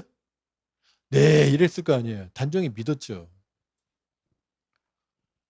자, 사냥꾼이 있는데 큰 사냥개 2마리가 있고 애가 있어요. 애가 사냥꾼이 살아있을 때는 큰 개들이 애한테 잘하죠. 근데 사냥꾼이 죽어봐요. 큰 개 2마리하고 애 1마리가 있어요. 애 하나가 있을 거 아니에요. 어떻게 될지 모르잖아요. 그러니까 애가 사냥개 2마리를 죽인 거예요. 이게 바로 집권 1기 전략입니다. 언제까지? 2017년까지 김정은은 방콕에서 요짓거리만 합니다. 무기 개발하고 사람을 죽여요. 2015년 5월 달에는 현전시설 인민무력부상을 죽입니다. 이때까지 무려 차관급 이상을 200명을 처형을 해요. 우리 당국이 얘기한 거예요. 반개까지 치면 수천 명이 죽었습니다. 수만 명이 수청됐어요. 왜냐? 아버지 시대의 인물들을 싹 죽여버리고 물갈이 하는 거예요. 나의 충성파들로. 충성파에도 아버지 충성파일 거 아니에요. 2017년 2월 이복형 김정남을 말레이시아 암살함으로써 끝냅니다. 지금까지 김정은 정권은 흔들린 적이 없어요. 성공한 거죠. 윤리적인 걸 떠난다면. 그러더니 이제 핵도 개발했으니까 2018년 1월 달에 충격적인 신년사를 합니다. 평창 동계올림픽 축하해. 나 참석할게.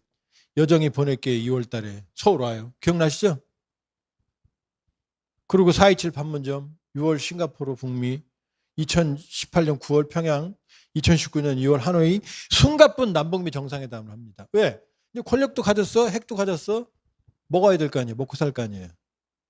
그런데 깨지죠. 하노이에서 트럼프한테 뺨 맞죠. 노딜. 이게 충격이에요. 그러니까 이때까지는 먹고 살려고 기반, 이때는 권력 기반 가지고 핵 가져봐 뭐예요? 먹고 살 게 없는데. 남북미 관계 개선에 먹고 산다고 나온 거예요, 지금. 근데 깨졌죠. 그러니까 집권 2기에는 어떻게 하느냐. 자력갱생, 국방력 강화, 미국하고 안 돼? 중국하고 러시아하고 신냉전에게 갈 거야? 그 다음에 어떻게 돼요? 남조선 끝들하고는 완전히 단절할 거예요. 이렇게 전략을 바꾼 거예요. 그럼 우리 왜 그러느냐? 문재인 정부가 한반도 운전자론 문재인 대통령이 사람이 좀 뭐 평가는 모르겠는데 좀 진솔해 보이진 않나요? 거짓말 같은 건 잘 안 할 사람처럼 보이지 않나요? 그 트럼프한테 가서 문재인 대통령이 야 어떡할래 그랬더니 만날게 그러니까 문재인 대통령이 가서 설득한 거예요. 야 정은아 만난단다. 그러니까 정은이 믿은 거죠. 그러니까 트럼프한테 둘 다 속은 거죠. 문재인하고 김정은하고. 그런데 보니까 얘들이 능력이 없네. 북미 관계 개선하는데 아무런 능력이 없네. 그러니까 김정은이 하노이 끝나고 나서 뭐라고 그래요? 문재인 대통령한테 삶은 소대가리라고 욕하잖아요. 쌍욕이죠 사실은. 그 다음에요. 반동사상문화배격법, 한류, 평양문화보호법, 청년교양보장법. 우리가 무서운 거예요. 가만히 있어도 우리가 무서운 거예요. 그러니까 야 쟤들하고 완전히 끊어버리자. 지긋지긋하다. 이렇게 전략을 바꾼 거예요. 이게 김정은의 큰 흐름입니다. 현재까지.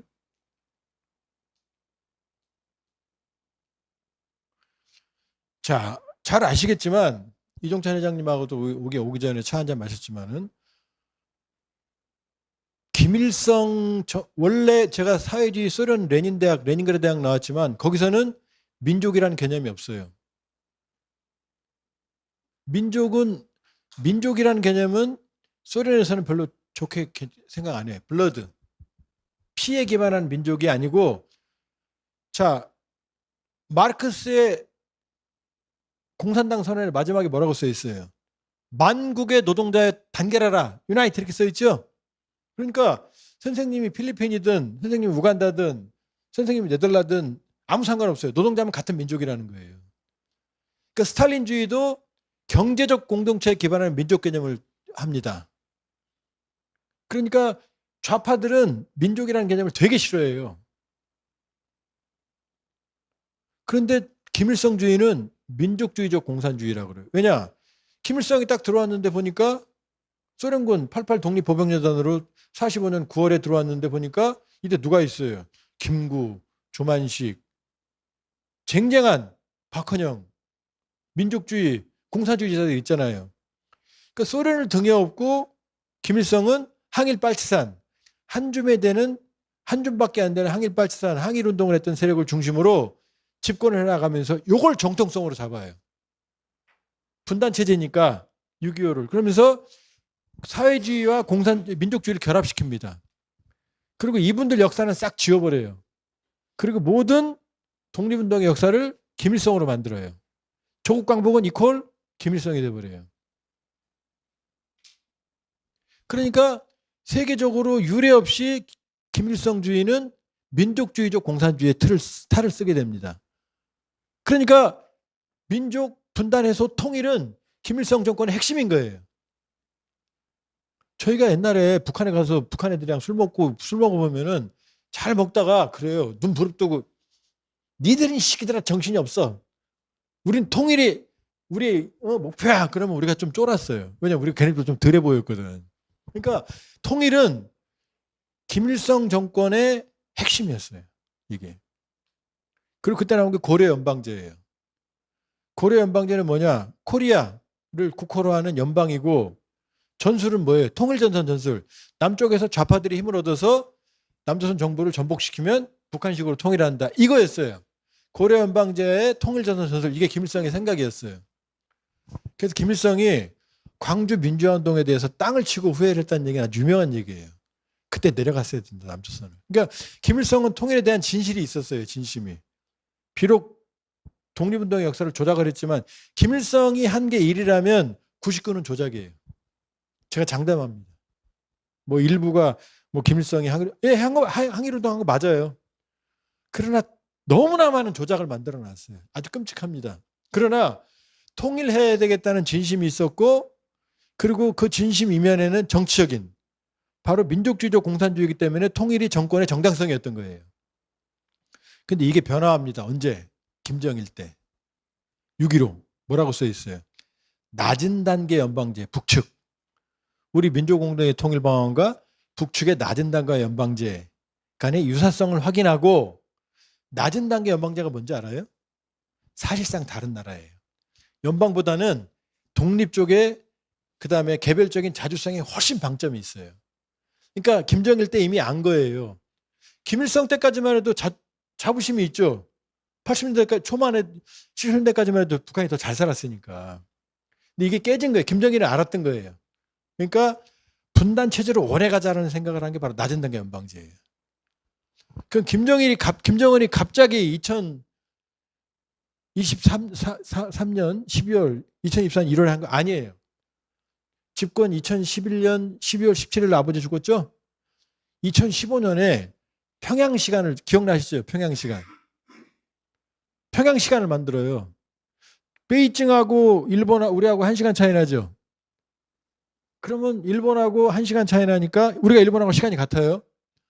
야, 안 돼. 우리 30분이야. 30분을 바꿔요.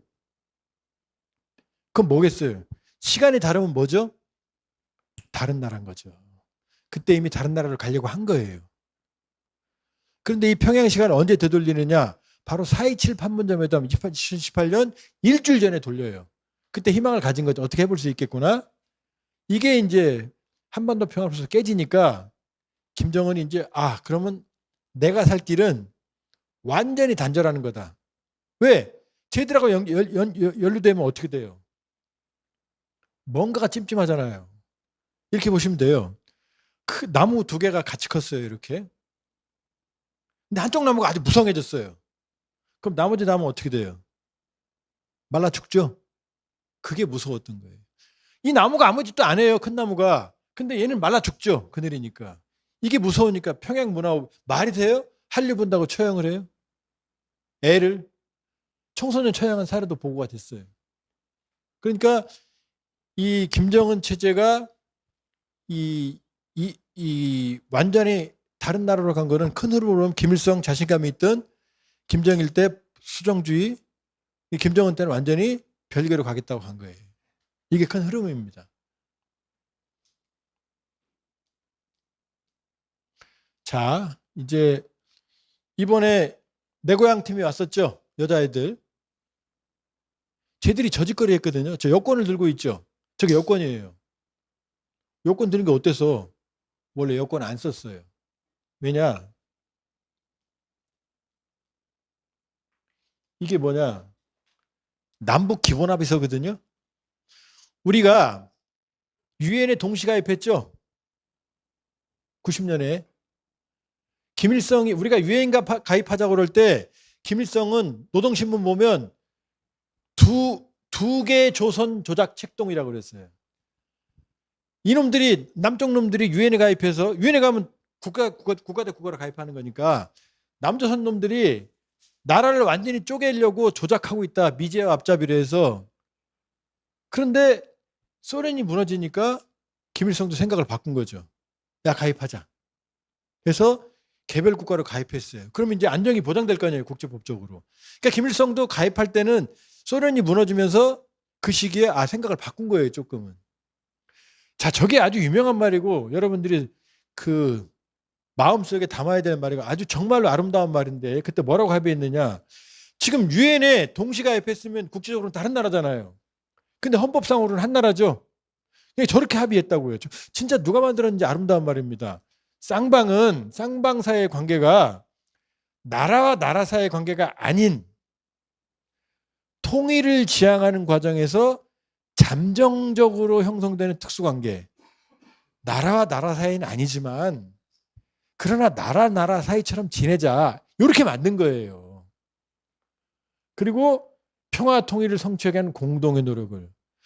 우리가 비록 결혼식은 안 올렸지만 사실혼이잖아. 그러니까 결혼식 올릴 때까지 부부처럼 살자 이렇게 얘기한 거 똑같은 거예요. 저게 바로 남북 기본 합의서예요. 저는 저거 정말 잘 만들었다고 봅니다. 우리가 비록 나라와 나라는 아니지만 그러나 남북 정상회담 하면 정상회담 그러잖아요. 서밋. 저게 특수관계라는 거거든요. 이게 바로 국제법과 국내법의 한계를 해결하는 저 문제거든요. 그러니까 우리가 서로 방문할 때는 여권을 쓰면 돼야 안 돼요? 안 돼요. 여권과 비자를 쓰지 않기로 했어요. 그럼 뭘 썼느냐? 바로 이걸 썼습니다. 제가 북한 갈 때 쓴 건데 여기가 통일부라고 써 있죠? 통일부가 방문 증명서를 만들어줍니다. 여기 도장은 뭐냐면요. 이건 다른 건데 뭐라고 써 있어요? 도장은. 여기 법무부라고 써 있죠? 도장은 법무부 장관이 찍어줘요. 그리고 도라산 이 임진각이 그 도라산 그 CIQ에서 뭐라고 써 있어요? 입국 출국이라고 안 써 있죠? 출발 도착이라고 써놨어요. 그러니까 국가 대 국가는 아니니까 야, 갈 때 그럼 여권 쓰면 안 되죠. 여권 쓰면 나라니까. 비자? 없어요. 북한이 초청장을 보내줘요. 그게 비자예요. 그럼 통일부 장관이 방문 증명서를 해줘요. 그럼 CIQ에서 도장은 법무부가 찍어줘요.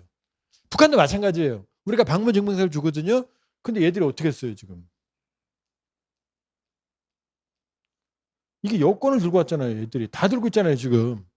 안 하던 짓거리 하는 거예요. 무슨 얘기예요? 나 다른 나라 왔어요, 이 얘기예요, 지금. 우리가 남조선에 온 거는 특수관계가 아니고 다른 나라에 온 거야라는 걸 지금 보여준 거예요, 지금. 아주 교활한 거죠, 저게. 완전히 다른 나라로 가자는 거예요, 지금. 자, 이걸 깬 거예요. 이거잖아요, 지금 보세요. 여기서도 비록 6.15 선언에 낮은 단계 연방제라고 수세적으로 바뀌었지만 여기 있잖아요. 이 방향에서 통일을 지향시켜라. 이걸 포기하진 않았다고요. 이걸 포기하지 않았다고요. 자, 여기 있잖아요. 북한 방문, 남한 방문 증명서. 통일부 장관 승인, 통일부 발간 증명서.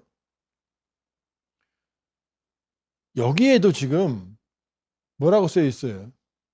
지금 통일을 지향하는 평화적 두 국가. 이거 올해 나온 거예요, 통일백서가. 통일을 지향하는 평화적 두 국가 이렇게 써 있거든요. 그러니까 통일을 뺄 수는 없다고요. 근데 중요한 건 북한은 통일을 지웠다고요. 북한은 이 두 국가란 말이에요. 이건 아예 지워버렸다고요. 앞부분을. 자, 볼까요? 김정은 정권의 이국가론을 주장하는 사람들이 많이 있습니다. 잠깐만요.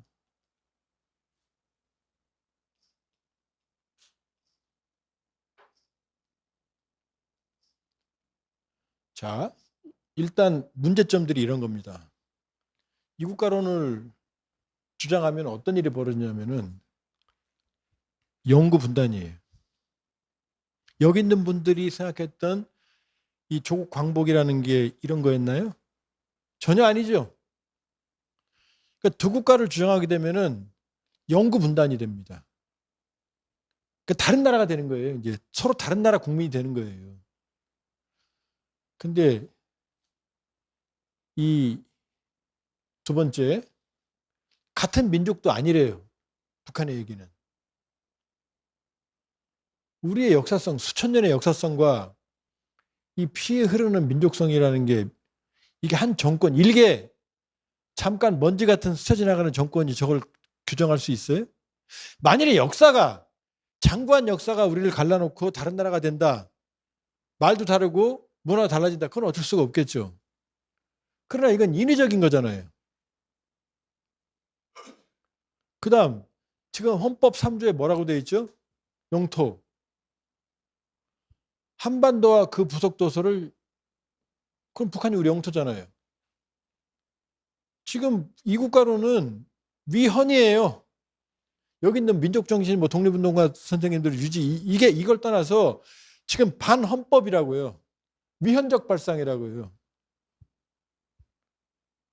반헌법적 발상을 마음대로 얘기할 수 있습니까? 윤석열 전 대통령이 왜 깜빵 가 있어요? 헌정 질서를 문란시켰기 때문이거든요. 맞죠? 헌정 질서 문란시키면 깜빵 가야 돼요. 더 중요한 게 있습니다. 북한 지역에 대한 우리 권리 의무가 사라집니다. 무서운 말이에요. 지금 중국이 북한이 김정은이 저렇게 말을 안 들어도 왜 도와줍니까? 중국의 꿈은 본인들이 동해로 나가는 게 막혀 있죠. 북한을 통해서 창출해 북한 지역을 통해 동해로 나가는 게 시진핑의 꿈이에요. 지금은 북한에 대해서 누가 뭐라고 그러면 우리가 승질 내죠. 이것들이 어서 근데 만일에 이국간을 수용하면 북한에 중국이 들어오든 러시아가 들어오든 점령을 하든 우리 권리가 있어요, 없어요? 없잖아요. 탈북민은요. 탈북민이 여기 들어오면 자의에 의해서 대한민국 들어오면 바로 주민등록증 주죠. 근데 이국간을 수용하면 어떻게 돼요? 그냥 외국인이에요. 탈북민 그냥 난민이에요. 받아들일 수가 없어요. 탈북민을 받아들이게 되면 우리가 미국 사람들 다 받아들일 수 있어요? 그럼 미국과 갈등 생기죠? 그렇잖아요. 미국에서 막 수십 명, 수백 명이, 수천 명이 한국에 망명한다고 우리가 받아들이면 어떻게 되겠어요? 미국과 갈등 생기잖아요. 다 보내야 되는 거예요. 그 다음 더 중요한 게 있습니다. 우리의 미래가 사라져요. 지금 김정은이 말하는 뭐 평화적 이국가? 아니 분단 체제에서 체제와 이념을 다르게 하는데 평화적으로 공존이 가능하겠어요? 평화적으로 산다는 놈들이 저렇게 DMZ에다가 방벽 구축하고 무기 개발하고 남조선 것들 쓸어버린다는 그런 전략을 세웁니까? 전쟁의 위험을 영원히 안고 가는 거란 말이에요. 이 고비용 구조를. 그 다음에 대한민국이라는 대륙의 정체성. 우리 문화가 왜 K컬처가 세계를 지배하고 이게 어떻게 되는 거죠? 대륙과의 끊임없는 문화적 교류를 통해서 우리의 지금 문화적 리소스, 리저베이션 어마어마한 이 잠재력이 생긴 거잖아요. 그럼 우리 대륙이 끊어지는 거예요. 섬이 영원한 섬이 되는 거예요. 정치, 경제, 사회, 문화, 외교 안보적으로 완전히 고립되는 겁니다. 근데 여기서 우리가 이국간을 받아야 될 이유가 단 하나라도 있나요? 더 큰 문제가 있어요. 북한 주민들, 제가 북한 민주화운동을 하고 그러니까 북한 주민들하고도 직간접적으로 접촉이 되거든요. 북한 주민들은 이번에 북한이 김정은 정권이 3월 달에 북한만을 규정하는 영토 규정을 새로 넣었거든요. 개헌 사실을 몰라요. 김정은이 2023년 12월에 남조선과 다른 나라야 민족통일 개념 2024년 1월 달에 했죠. 지금 만 2년 반이 지나가는데 단 한 차례도 조선중앙텔레비전과 노동신문에서 이걸 설명하는 자료가 나온 적이 없어요. 한 번도. 제가 매일 봅니다. 김정은 말고는 저희 얘기를 해본 적이 없어요. 북한 주민들한테 야 김정은이 다른 나라를 한다 그러면은 어버버버해요. 설명을 못해요. 왜? 뼛속 깊이 어릴 때부터 너 왜 인민군이 10년 군대 가니? 통일 때문이야. 난 통일의 여군이 될 거야. 니네 왜 힘드니? 바로 통일 때문이야. 통일만 되면 좋아져. 남조선 미제를 몰아내고 남조선 해방시켜야 돼. 이걸 수십 년 동안 공부해왔는데 교육받은 오늘 갑자기 김정은이 와서 야 안 돼 라고 말 한마디 했어요. 만약 이재명 대통령께서 특별 담화를 통해서 자 우리 통일 안 합니다. 남한과 북한은 다른 민족입니다. 이렇게 얘기하면 여러분 받아들이세요? 여러분이 광복회원이 아니라 일반인이어도 받아들일 수 없죠. 통일에 관심이 무관심한 청년들이라 할지라도 그렇게 얘기하는 건 받아들일 수 없을 겁니다. 맞죠? 관심이 없어도. 우리도 그런데 통일이라는 거에 모든 머릿속 뼛속 깊이 들어있는 이 사람들 머릿속에서 김정은 말 한마디 될 것 같아요? 정권의 생존을 위한 당리당략의 선언을 했는데 왜 그럼 설명을 못하죠? 이제 설명하면 문제가 생기잖아요. 조국 광복은 김일성 동지 유지인데 김정일 동지가 그랬는데 왜 그러는 거예요? 설명을 할 수가 없잖아요 지금. 그러니까 본인들이 지금 이데올로기적인 혼란에 빠진 거예요. 말은 했는데 담을 수는 없죠. 그렇다고 사람들한테 설득하면 어떻게 돼요? 혼돈이 생길 거 아니에요. 그럼 어떻게 돼요? 조용히 지워요. 여러분들 평양 가보셨어요? 개성에서 올라갈 때 보면 폭 61.5m 6.15 높이 한 30m 되는 거대한 두 여인이 상을 받은 그 개선문이 같은 게 있었어요. 조국 통일 3대 원장 기념탑이라는 게 그걸 때려 부셨어요. 그때 평양 사람들이 어마어마한 충격을 받았어요.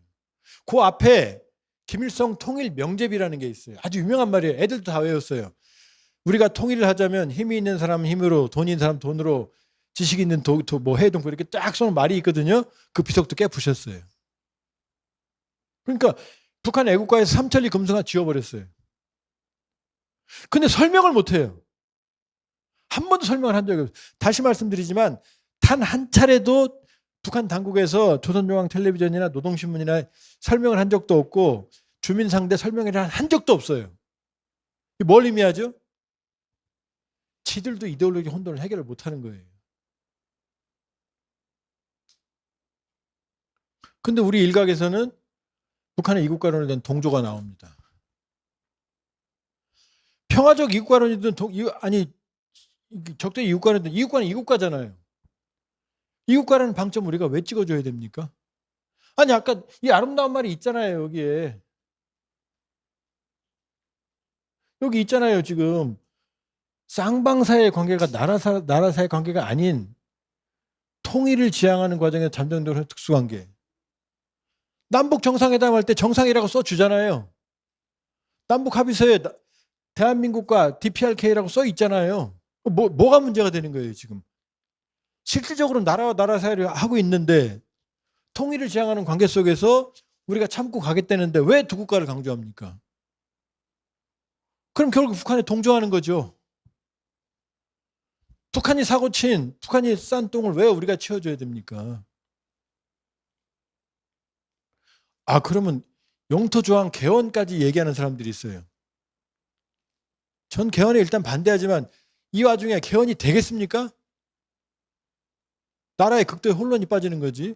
왜 잔잔한 호수에 돌을 던져서 평지풍판을 만들고 그 어디에서도 납득할 수 없는, 말씀드렸지만 그 어디에서도 납득할 수 없는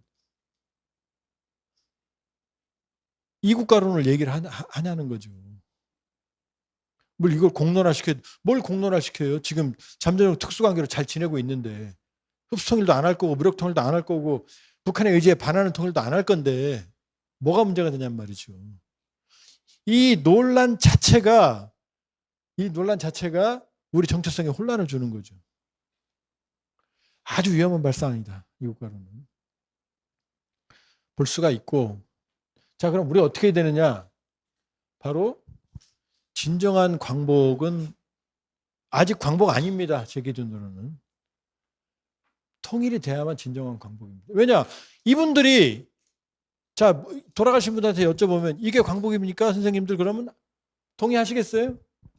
아니죠? 진정한 광복은 통일이에요. 자, 세계가 인정하는 우리 어마어마한 성공을 했어요. K경제, 반도체, K국방 세계 5위, K컬처, 캐대언 난리치죠? K민주, 우리가 대통령 둘을 싫어하든 좋든 반대하든 탄핵을 했고 비상계엄 사태를 극복하는 절차적 민주주의 위대성이 있잖아요. 10만 명, 20만 명, 30만 명이 모여도 약탈과 방화가 없잖아요. 서부지구 사태는 아주 극히 예외적인 거고. 여러분들 새벽에 편의점 가서 빵 하나 사오는데 두려우세요? 아니죠. 이런 나라 여기밖에 없어요. 위대한 나라예요. 그런데 왜 OECD 자살률 1위죠? 왜 OECD 자살률 최저죠? 한때 OECD 이혼율도 최고였어요. 이 모든 나라가 매력적인 이 나라가 왜 이렇게 슬픈 성공이죠? 딴 나라 없는 게 딱 하나 있죠. 뭐예요? 바로 분단이에요. 분단이라는 거대한 불안 속에서 압축적 성장, 이 안에 있는 전쟁의 불안, 이런 것들이 우리 안에 내면화되어 있는 거예요. 그러니까 성공했는데 슬픈 성공이죠. 뭐 때문에? 바로 분단 때문에. 북한은요. 아무리 좋게 봐줘도 저걸 어떻게 인정을 합니까? 다른 나라 거 봤다고 사람을 처형하고 아직도 먹는 문제도 해결하지 못하고 김일성 일가가 1945년부터 지금 몇 년이에요 지금 80년 이상을 해먹는 딸까지 가려는 저 체제가 존속하는 이유는 뭐예요? 분단 때문이에요. 분단의 기생에서 살아가고 있는 거예요. 그렇다면 분단은요 해소돼야 될 질병입니다. 통일은 선택이 아니고 필수예요. 진정한 광복의 완성이에요. 뭐 통일은 해도 좋고 안 돼도 좋고 몸에 안에 지금 병 들어가고 있는데 북한이 병 들면 우리는 괜찮을 것 같아요? 병이 퍼지죠.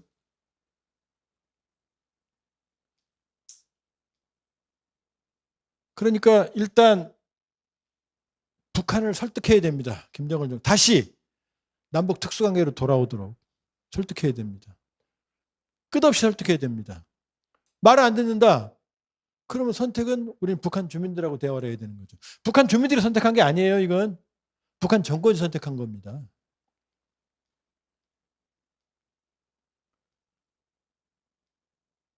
자, 뭐 시간이 거의 다 돼서 말씀드리지만 지금 이 국가로는 그 어떤 정당성도 찾을 수가 없습니다. 현실론으로 봐서도 이 국가론을 받아들이게 되면 말씀드렸던 영구 분단으로 가게 되는 거고 지금 자꾸 우리 안에서 이 국가론 얘기하는데 우리가 뭐 평화적 이 국가론 북한은 받지 않아요. 일단 이 국가론은 뭐냐 통일이라는 개념이 들어간 그 어떠한 것도 받아들이지 않습니다. 그러니까 북한이 원하는 건 이 국가고 그럼 이 안에서 이 국가를 동조한다는 얘기는 뭐냐 북한의 주장에 동조한다는 얘기예요. 따라서 저는 지금 일각에서 그분들도 나쁜 의도로 그런 말씀을 하는 건 아니라는 건 알지만 이 국가론을 수용하게 되면 말씀드렸지만 우리 국가의 현재, 과거 이분들이 했던 현재 그리고 미래까지도 모두 위험해지는 일이 된다. 그리고 이 국가론은 뭐 이걸 얘기해서 공론화? 뭘로요? 반헌법, 반민족, 반역사.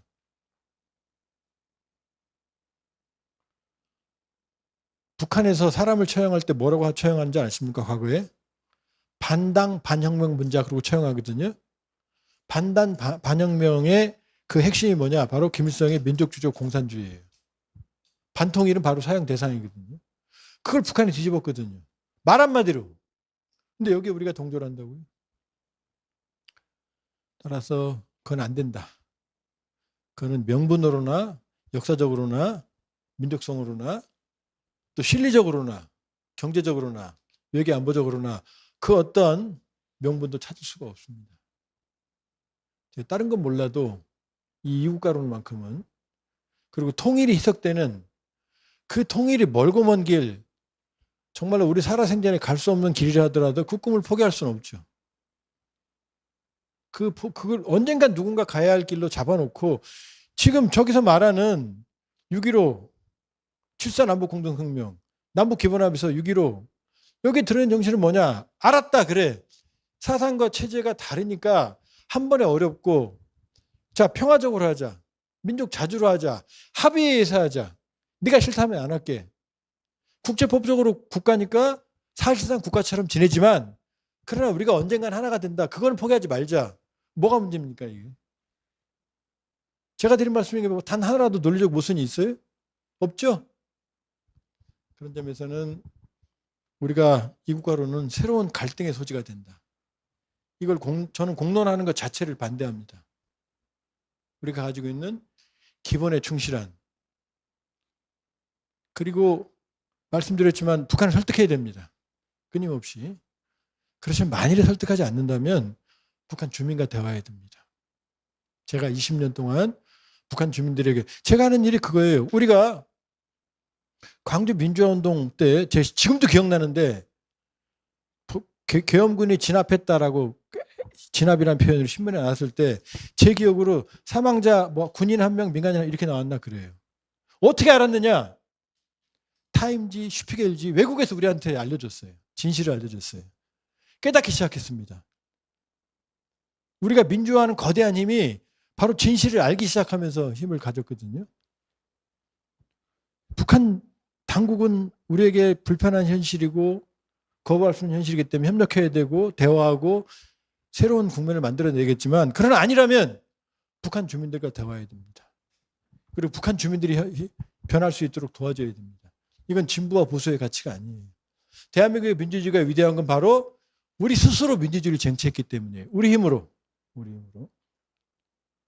제일 좋은 건 김정은 정권이 각성하고 정말로 본인들이 말하는 인민대중제일주의, 유민이천을 실천해야 되는 게 제일 좋은 거고 그걸 위해서 설득하고 도와줘야 됩니다. 그러나 만일에 말을 안 된다 그러면은 바로 북한 주민들과 대화를 해야 됩니다. 저는 그 일을 오랫동안 해왔고 진보든 보수든 뭐 큰 햇볕은 쪄본 적은 없습니다. 앞으로도 제가 살아있는 한 정신과 몸이 살아있는 한 그 일을 할 거고 그리고 바로 이 통일된 한반도가 됐을 때 바로 이 분단체제의 병이 사라졌을 때 저는 진정한 광복이다. 그 전까지는 이분들 떳떳하게 보기가 어렵다. 예, 일단 긴 지루한 얘기 들어서 고맙습니다.